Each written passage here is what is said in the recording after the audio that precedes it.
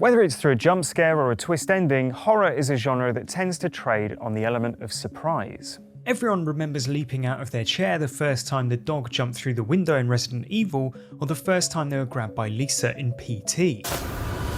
For many, that surprise, accompanied with a fist-clenching jolt through your body, is a crucial part of the experience of playing a horror game. One game that attempts to capture that same horrifying sensation, but within a multiplayer setting, is Dead by Daylight.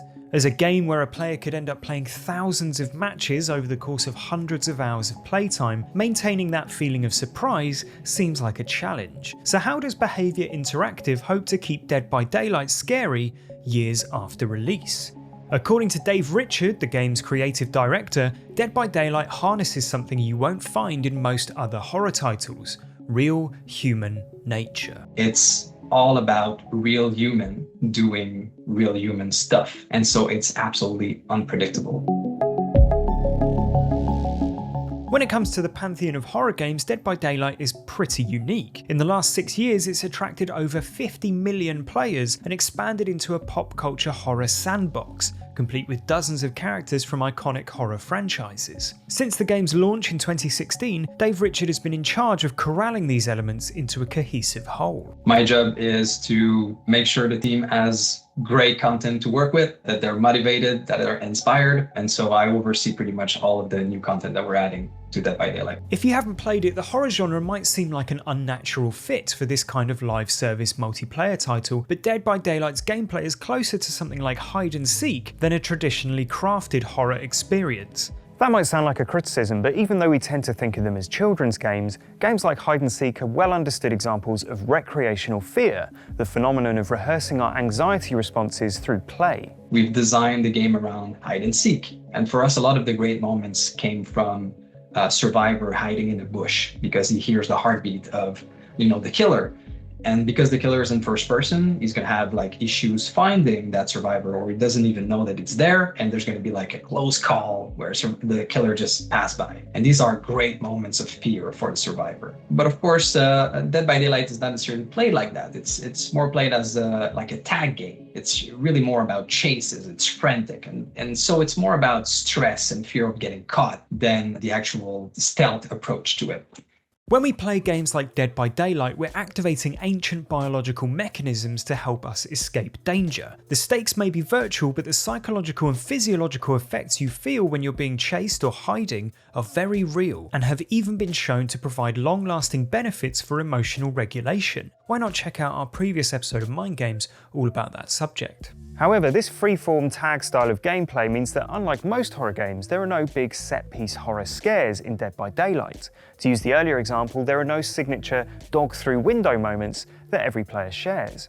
It may have a grisly horror aesthetic and plenty of gore, but it's a strange example of a horror game that isn't really looking to craft any specific horror moments. Instead, Behaviour hopes that by creating a sandbox for killers and survivors to play around in, the creativity of players will generate those heart-pounding horror set pieces in an organic way, be it through a survivor making a narrow escape or falling victim to an unexpected trap. We have a multiplayer setting, and so that was a key component for us right from the start. In our very first videos that we communicated about our game, we took pride in the fact that our game did not have a fear system. It's all about real human doing real human stuff, and so it's absolutely unpredictable. On top of that, through the years, we've added so much more components, and everything in Dead by Daylight is mix and match. So it creates this amazing chaos and diversity. We wanted to create a game where every single game can create a unique story that the player will be able to talk about afterwards to, their friends. The killers themselves are not only drawn from beloved pop culture franchises, but well-worn horror tropes too. I'd argue that killers like the Spirit, the Nurse and the Hillbilly all wear their influences pretty obviously on their sleeve. But with each addition to the roster, Dave and his team hope to add variation and novelty to keep players having fun and being scared years after their first match. Another way to craft these horror scenarios is through the powers of the different killers. When we create these powers, we always have a type of fear in mind, or a type of scenario that we want to create, or multiple type of scenarios. So an example like Michael Myers, the fact that he boosts his power by being quite stealthy and just watching, these creates these great moments where you feel watch, and when you finally see that white mask in the background, you freak out, right? And you wonder how long he was there, how long the danger was lurking. Another example to the complete opposite is the hag. The hag is creating these traps that when they're triggered, a version of her appears and it creates that jump scare moment. So these very different types of scenarios are created with the different powers that the killers have. For me, I would say that stealthy killers such as Myers, the Pig, Ghostface, even the Dredge, that can surprise you by popping or just by being very passive, are truly scary experiences. Speaking personally, the combination of its somewhat obtuse mechanics with its horror characters and aesthetic made trying to play Dead by Daylight as someone new to the game this year an incredibly daunting experience. It's never easy to learn the ropes in a multiplayer game, and usually that involves dying a lot. But when combined with several years worth of killers, each with their own skills and perks, I found it incredibly difficult to get my footing. In a weird way, this all contributed to the unique feeling of horror Dead by Daylight generates. It's undeniably thrilling when you manage to just escape the clutches of a killer with a well-timed vault, or even by simply hiding in plain sight, even though you're convinced you've already been spotted.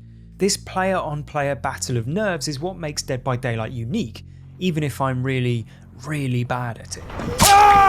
Dead by Daylight is unique as a horror game because of its chaos, created by human players that all have their different personality. Using these tools will create scenarios that are different every time. And so the horror and the stress that's created will also be varied and different. If you've played a few horror games before, they tend to settle into a kind of rhythm. If you've just been scared, you can usually guarantee everything's going to calm down for a bit. You might even recognise the tropes and beats enough to know when the next big scare is coming. But in Dead by Daylight, because you know every other player is human, it's much harder to give yourself that feeling of security. As a survivor, you're at the mercy of whatever unique psychological makeup and gaming skills the player hunting you happens to have. In that way, it feels like Dave and everyone at Behaviour could craft as many deranged killers as they like, but the scariest thing about Dead by Daylight will always be the unpredictable human being you're playing against. It's a funny thing, now that I have kids, a lot of trivial fears have disappeared completely from my life, which is something I miss too. I used to like being scared a little bit of the dark, because I'm in my house, I'm a little bit scared of the dark because I've seen a movie, but I'm safe, so it's fine. It's a good feeling, but I don't get that anymore.